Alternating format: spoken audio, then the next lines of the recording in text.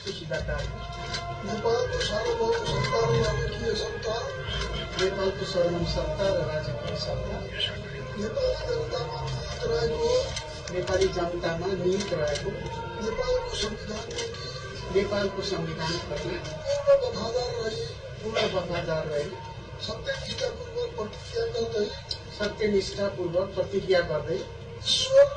ईश्वरको देश र जनताको नाममा शपथ लिन्छु कि प्रधानमन्त्री पदको जिम्मेवारी प्रचलित कानुनको पालना गरी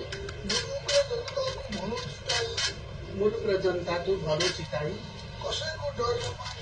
कसैको डर नपानी पक्षपात नगरी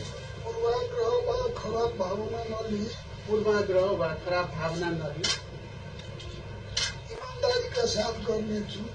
ईमानदारीका साथ वहन गर्नेछु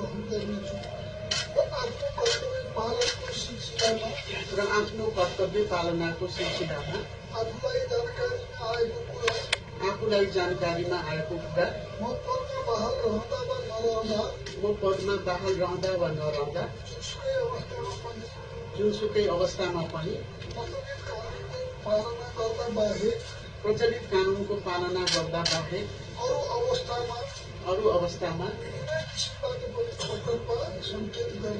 कुनै किसिमबाट पनि प्रकट वा संकेत गर्ने छैन।